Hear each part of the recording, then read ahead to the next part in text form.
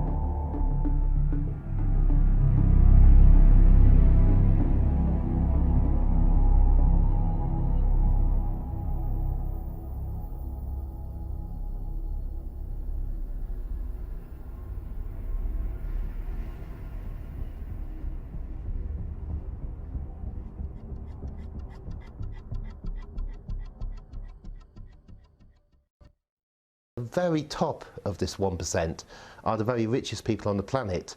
Oxfam earlier this year said 85 of them have the same wealth as the bottom half of humanity. Forbes magazine then corrected that and said actually it's 67. And then Forbes magazine corrected themselves and said it's 66. High economic inequality is extremely damaging for the environment because the greedy do not know how to control themselves.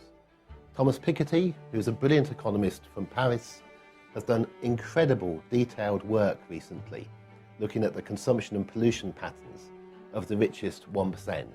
And he has shown that the richest 1% disproportionately contribute to greenhouse gases and to carbon pollution and are damaging our planet. This is because they buy so many things that they do not need because money is not an issue for them. It's because they have so many homes that they travel between. It's because when they travel, they don't travel in a sustainable way. At the extreme, they're flying in private jets. There isn't a better way to heat up the planet and damage our environment than to fly in a private jet. And we need to learn the importance of this because climate change is the biggest threat that we're facing. And we're partly facing it because we're allowing the greedy people in our societies to carry on being greedy, and we're not controlling them for the good of everybody. This is my first time at Davos, and I find it quite a bewildering experience, to be honest.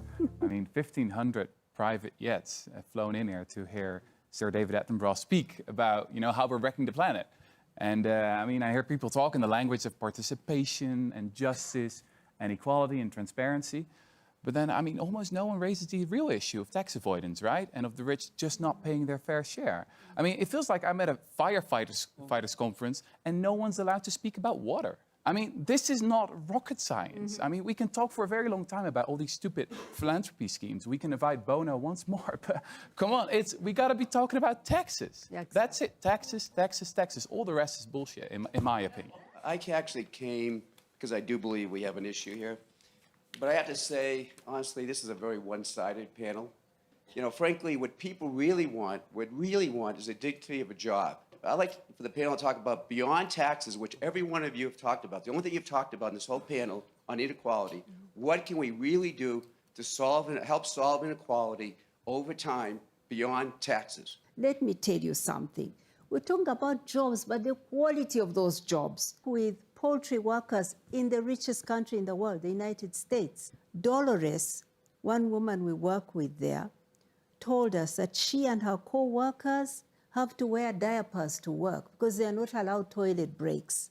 This is in the richest country in the world. So don't tell me about low levels of unemployment. You are counting the wrong things. You're not counting dignity of people. You're counting exploitation. Something needs to change here.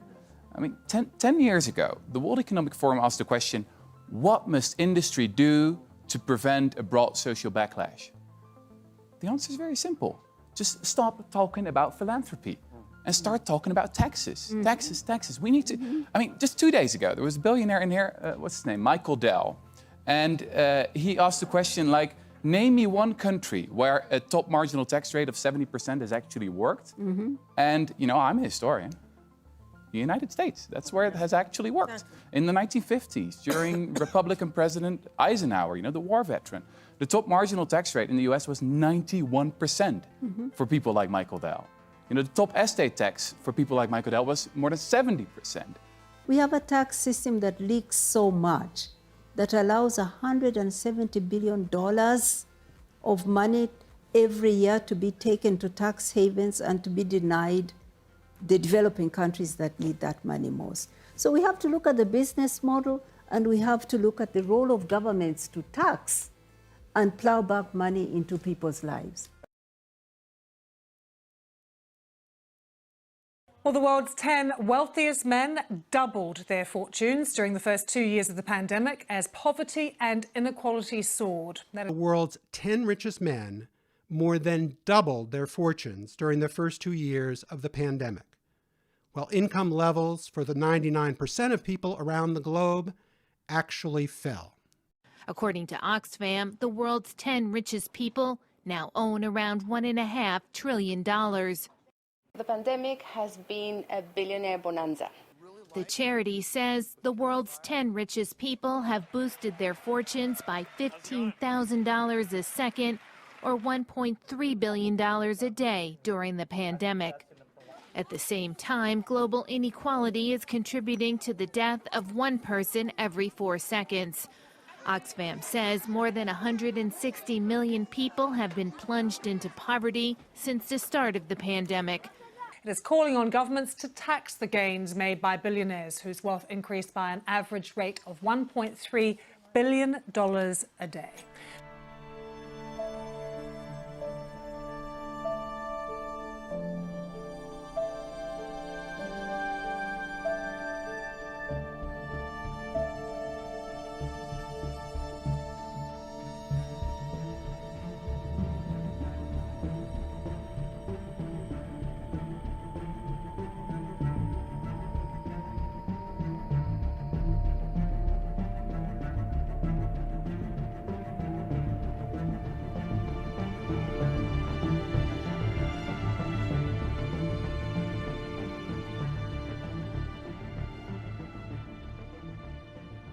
A recent report reveals the world's nearly 3,000 billionaires increased their wealth by $5 trillion last year, a rate unprecedented in human history. When is more than enough enough? What really appalls is some of the behavior of the super rich. 3, 2, 1. Like when Richard Branson and Jeff Bezos launched themselves into orbit. So Jeff Bezos said when he came back to Earth. I want to thank every Amazon employee. He wanted to thank Amazon's employees and customers because you paid for all of this. The idea that he didn't understand the insult that he was making there when he said, thank you for paying for my trip to outer space for, what was it, 20 minutes? He didn't hear what he was saying, and there wasn't a single employee there at the ground level who didn't take that as an insult. And certainly a lot of customers took it as an insult. The wealth gap has reached stratospheric levels. The richest 1% of Americans now has almost 13 times the wealth of the bottom 50%. It's led some to consider maybe you can be too rich. The case against the super rich isn't just moral, it's also environmental. From the profits of businesses that haven't paid for polluting the atmosphere to the emissions from mega mansions and private planes, and the unused dollars just sitting in offshore accounts. The world's wealthiest 1% are believed to use double the carbon emissions of the bottom 50%.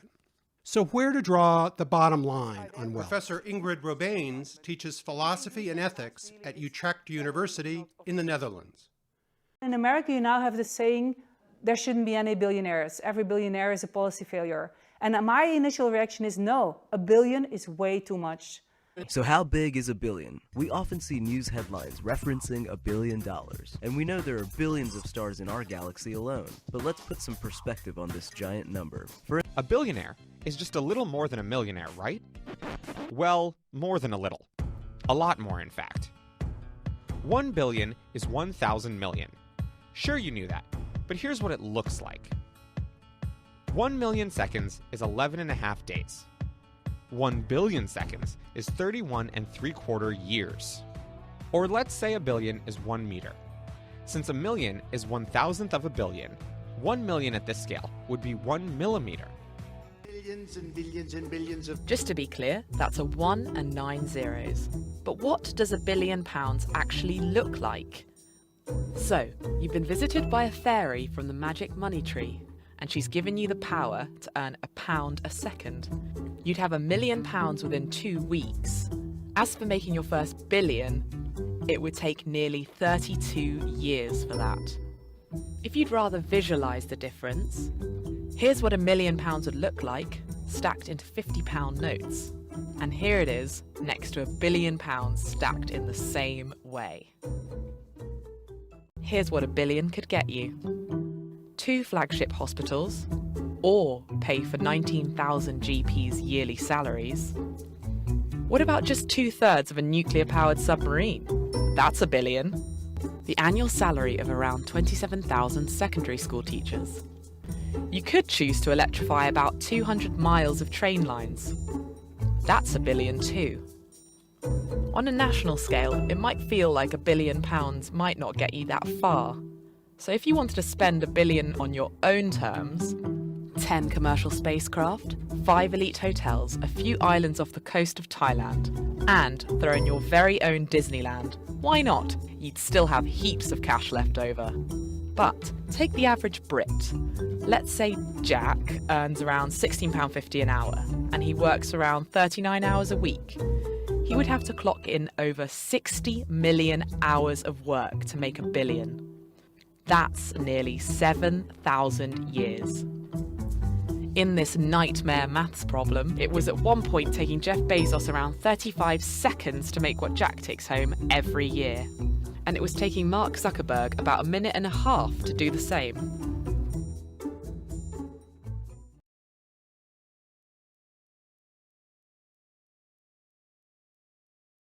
I think we're mysterious to people. I think they're not sure what we do. The Fed is a sometimes very independent organization. Every Federal Reserve chairman says one thing and does another. It's a bunch of government workers trying to fix prices. The Fed kept interest rates too low for too long. All of that led to, as you know, a big boom and a big bust. Some of us were writing back then, guys, this is absurd. This can't happen. It's going to end in tears. So we failed to regulate the most important part of our financial system. And I don't think any of us who've ever worked at the Fed take any comfort from the fact that somebody screwed up. But it's important we recognize there were some big mistakes made. Didn't the Federal Reserve system fail? I know my time has run out, but I really fundamentally disagree with your point of view. Printing money doesn't produce goods and services. It doesn't hire people. It may seem like the right short-term medicine, but can the cure be worse than the disease in some cases? You know, the way a healthy economy grows is people earn money and they go out and spend it. The way an unhealthy economy grows is people borrow money and they go out and spend it. The United States has consumed more than it's produced for at least a decade. What country, ask yourself, in history can do that indefinitely, forever? Everybody wants to go back and say, things are fine now. Look, we solved our problem. We're just asking for another crisis. This is an experiment. We've never done this before. We've never been here before. The Federal Reserve is really operating by the seat of their pants. You have what degree of confidence in your ability to control this? 100%. Have you had this idea about the Robin Hood banker's tax? Yes. It's a sweet little idea, taxing the banks to help the poor, but I don't think it'll work. It's very complicated and would be very tough on the banking sector. Which has just been given billions of pounds of taxpayers' money to keep it going. Well, yeah, of course. And is still paying itself billions of pounds in bonuses. Yes. So the tax is a charge on all bank transactions that don't include members of the public. Bonds, derivatives, currency, speculative stuff. Is that right? Yeah, something like that. Very complex. So the bankers would give how much from each deal they do? 25%? Well, no, not that much. 10%? No. 5%? No, not 5. More or less? Slightly less. What, 1%?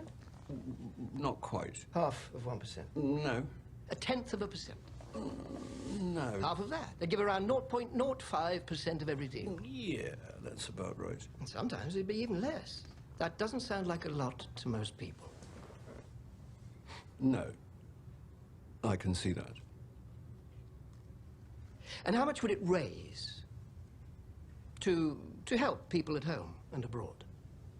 Oh, a fair amount, I believe. About £1 million a year?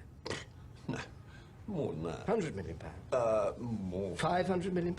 Well, £1 billion a year? No, it's slightly more than that, I'm told. £10 billion? More. £50 billion? Yeah, that sounds about right. In fact, I believe it's likely to be more than £100 billion. Could be double that. Could be more than double. Yeah, possibly. Right. So let me get this clear.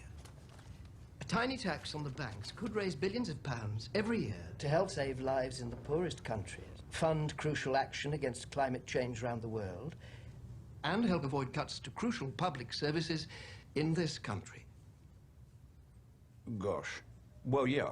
That is about the, sum of it. I don't know. Perhaps it's, quite a good idea.